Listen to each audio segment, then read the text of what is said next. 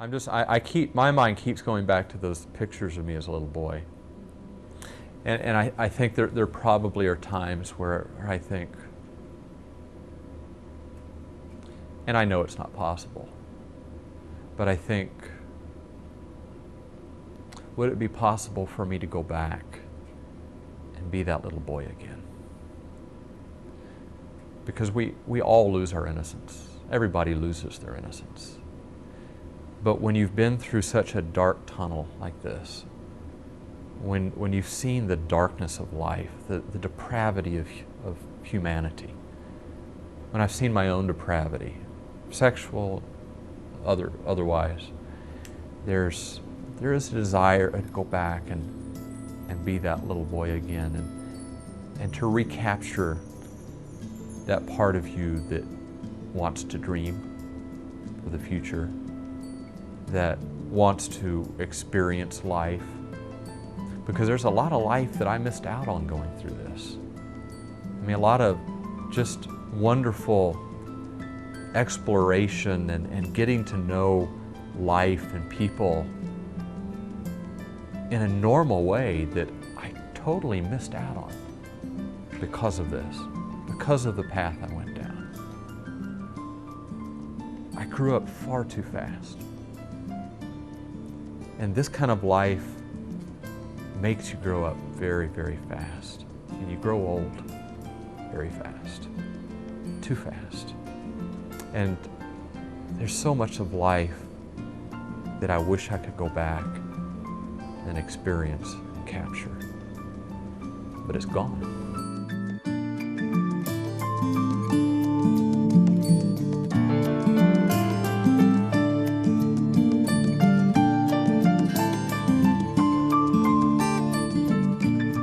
Hello, my name is Casey Winters and I'm a former homosexual.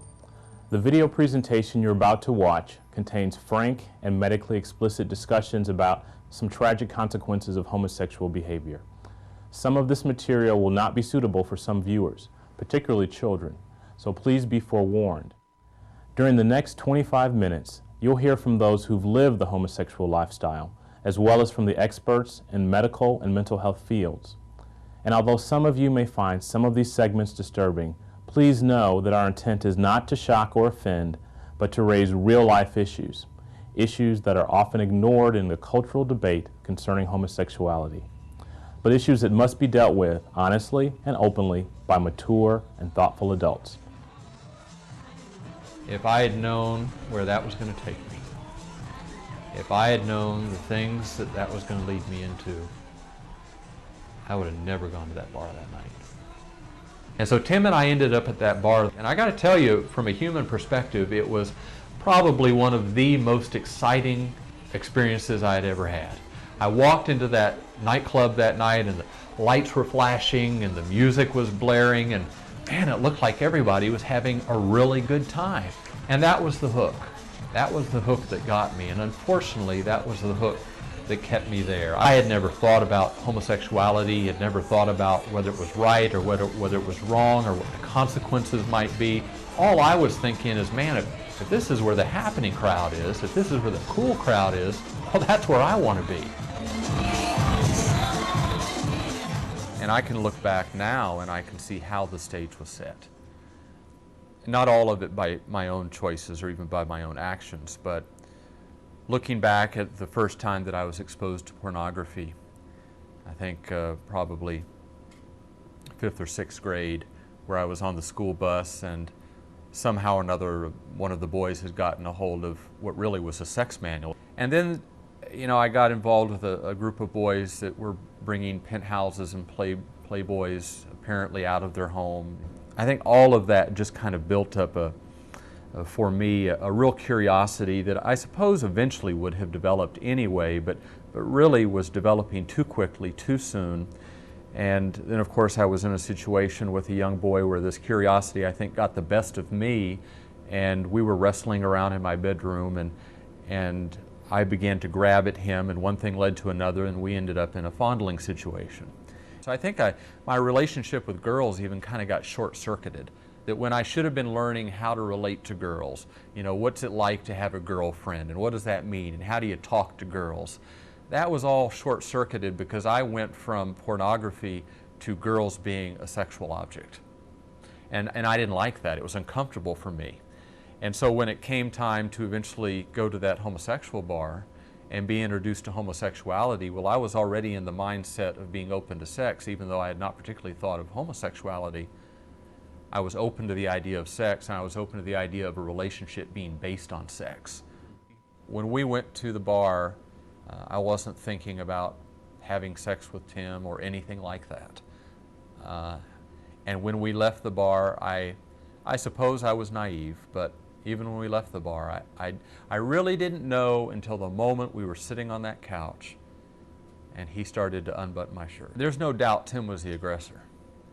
And I do have to say that I have thought many times, what if Tim had not introduced me to that situation? But in the back of my mind, I always wonder, had this older fella, had he not brought me into the situation, perhaps my life would have been different.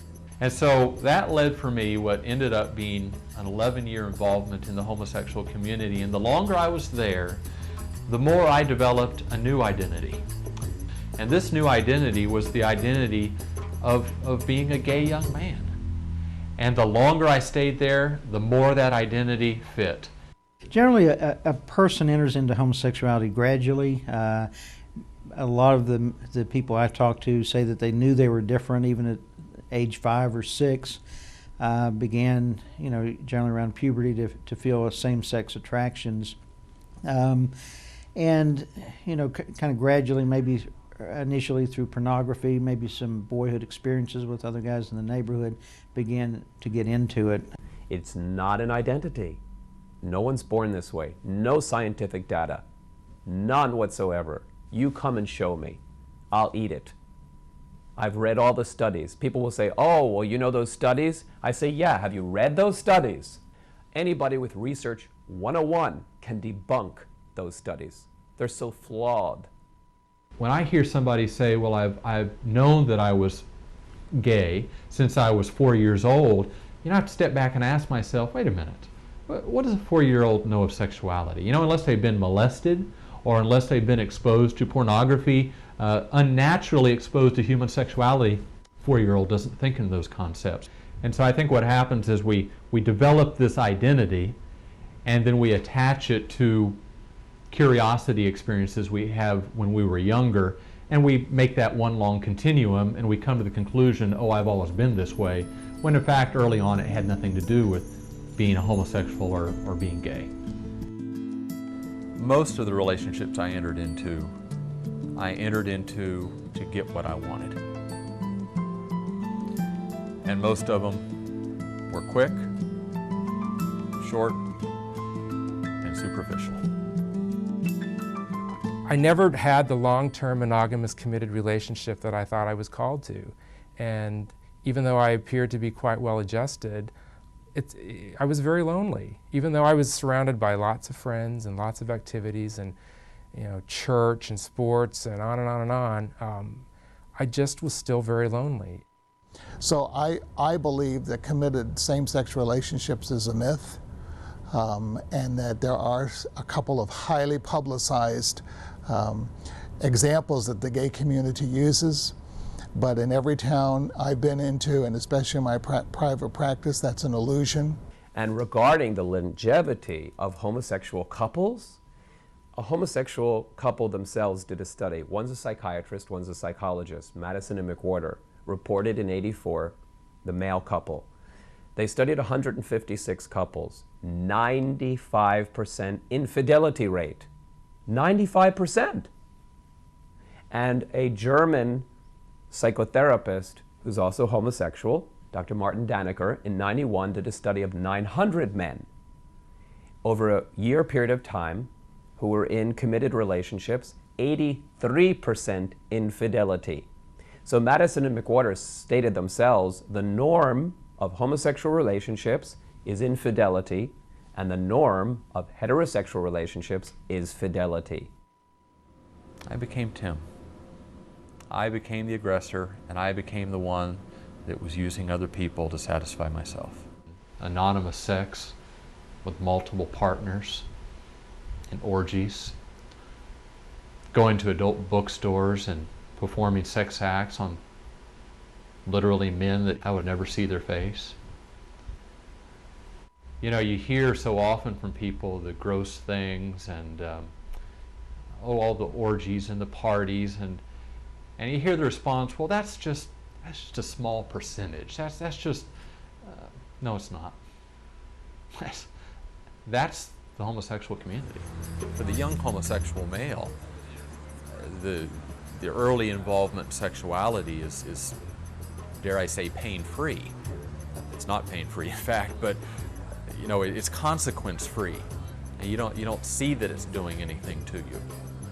That's the attraction to the homosexual lifestyle, particularly for men, is that, wow, I can have all the sex I want, readily accessible to me, almost any time I want it, and there's no consequences. No babies to worry about, no abortions to worry about, just good fun. That, of course, is the deception, and of course, AIDS shattered that deception.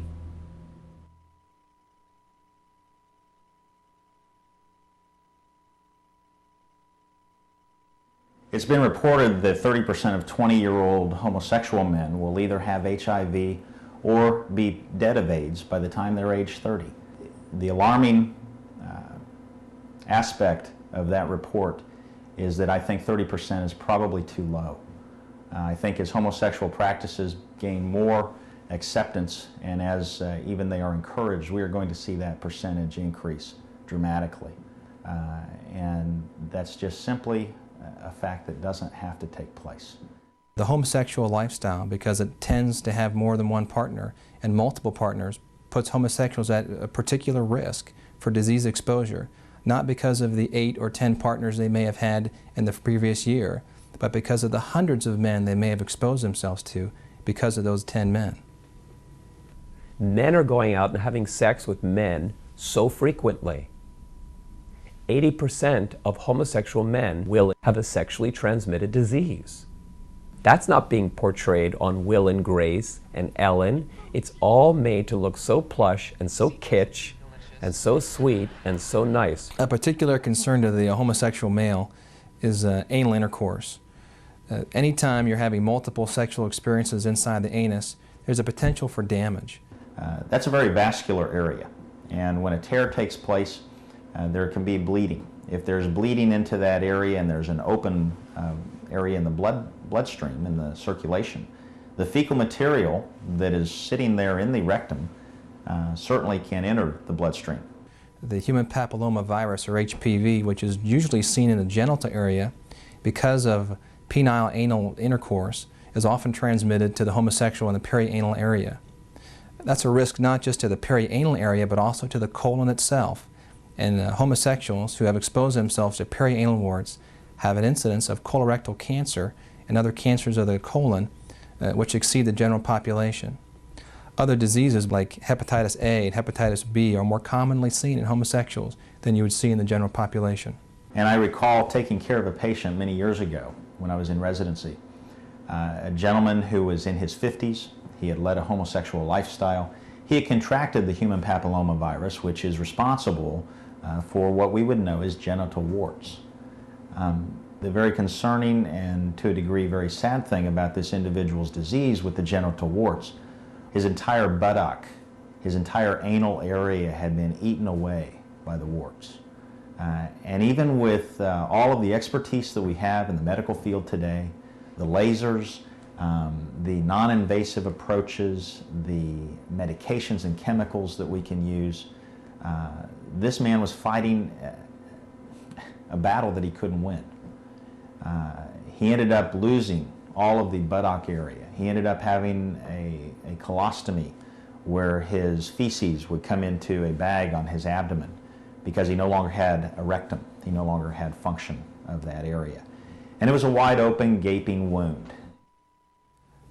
When you sit beside someone at their bedside and you watch them struggle for breath, There's very few times that people put on airs or pretend. And as I've sat and talked to homosexuals, people that have made the lifestyle choices that they did, who acquired AIDS and were looking at an early death, never have I heard anyone happy that they chose this. Never have I heard anybody say, this was the best life for me.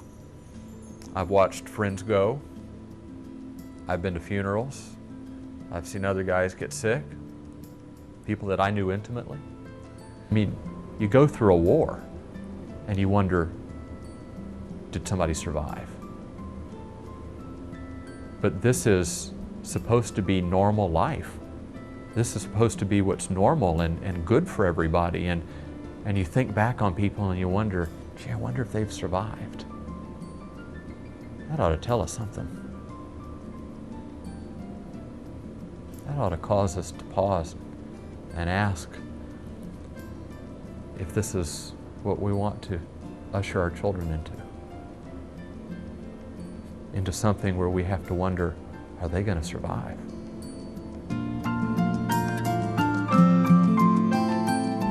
What I felt as a mother, all the hopes and dreams that I had as a mother, and certainly that I shared with my husband for my son, were just it was like a death that we had to come to grips with. The loss of him getting married, the loss of him having children and us having grandchildren. He's an only child. We hardly see our son, even though we invite him for holidays. Once a son or daughter goes into the lifestyle, it's almost as if they enter into a subculture. The family of origin is not, it's not important anymore. They have their homosexual friends, and those homosexual friends become their family. When you're in your teens or when you're in your 20s, people want you. Younger and younger teens are being drawn into this. I was talking to a 16-year-old just recently who first got involved in a gay bar when he was 13 years old. So, you're desired, you're wanted when you're in your teens, maybe when you're in your 20s. When you're in your 30s, you're the pursuer. You're looking for somebody else, usually younger, maybe.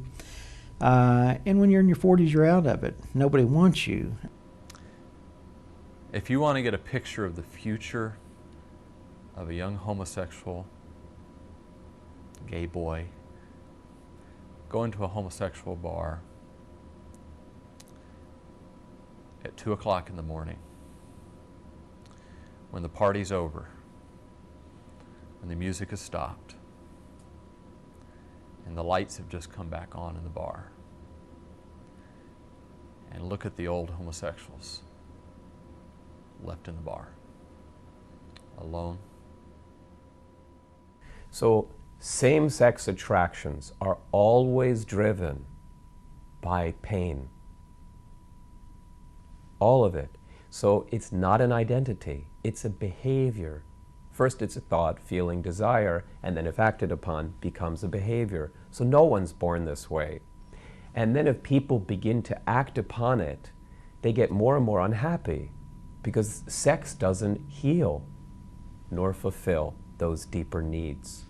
So we see in the homosexual community high rate of disease, high rate of suicide, high rate of drug and alcohol addiction.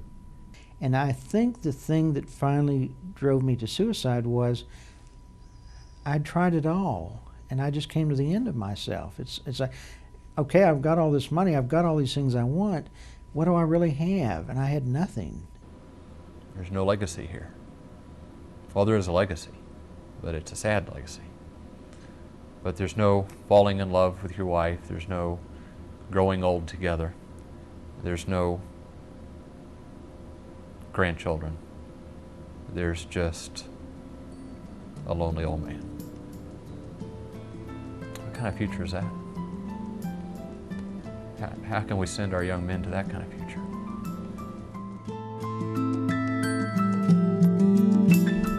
I know that one of the difficult things for teachers, they're put in a position to where some would say, if a child is curious about homosexuality, or if a child is feeling this emotion or that emotion, that those might be signs that they are quote-unquote, a homosexual?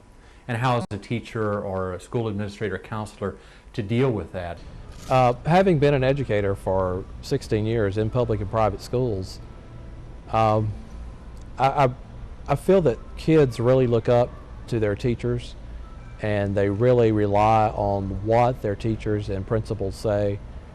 Just because you have, you know, a homosexual feeling at an early age, that doesn't mean you're a homosexual. I think a lot of people experience those kind of homosexual feelings and grow out of them. It's just part of growing up. Children have a lot of ambiguous feelings about sexuality. In fact, we don't just suspect that, we know that from scientific studies. The children who have a very unclear identity in relationship to gender issues when they're you know, freshmen and sophomores in high school, only a few years later have a much clearer concept of those same issues. And so imposing that very early, making judgments very early in a child's life about what they may be experiencing at that particular moment is fraught with danger, frankly, and is tremendously risky. You could really develop almost a self-fulfilling prophecy. Told that we know something about children. We know that if you tell a child that they're dumb, or they're ignorant, or they can't play sports, that they're clumsy. We call a child clumsy year after year after year. Eventually they begin to believe that they truly are clumsy. If we know that about things like clumsiness or something about that about being slow, why wouldn't we not also understand that the same thing can happen very easily with sexual identity? If you tell a person at the age of 10 or 11 or 12 that they're gay, and you tell them that over and over again, you can literally construct a gay identity for that individual when it may not exist at all. So what do you do when you're dealing with the possibility of abuse and violence within the schools? You need to stop and think, what do we want to promote here? If you want to promote treating other students with dignity and respect, then that's what you teach. You teach that we need to honor each other. We need to treat each other with dignity and respect. What you can't do in that is put students in groups. Anybody who's different is picked on. And the schools can teach, you want to talk about tolerance, the schools can teach tolerance and understanding for someone that's different from you, but that should go across the whole spectrum of behavior, not just someone who's identified as struggling with same-gender attraction. I think there are some common values and kindnesses and decencies that everybody can be taught.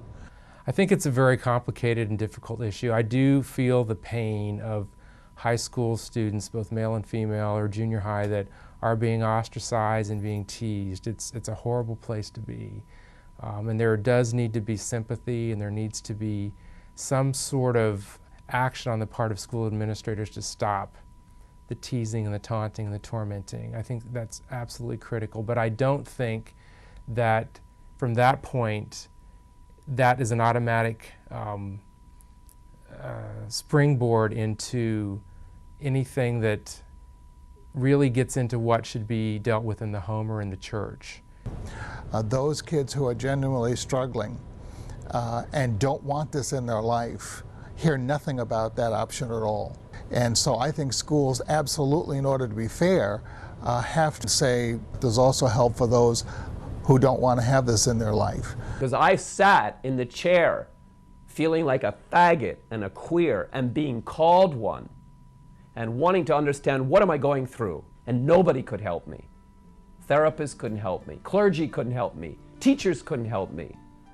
And now it's a sellout because they couldn't find out what it was about. Now they're saying, well, embrace it. If it ain't broke, we don't have to fix it. That's cheap.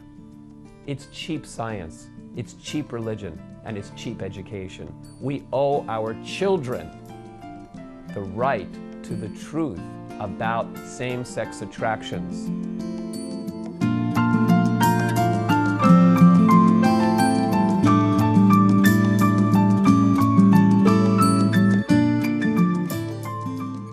This can't be happening to me. And that was the day, that was another one of those days that changed my life. And from that point on, my life would never be the same. And there was no going back. You know, there's no fixing this. There's no turning around and making a different choice. There's no turning around and changing your mind. I mean, this is it. This is done. And now you've got to face it. And so that started me on a very difficult path of living with dying.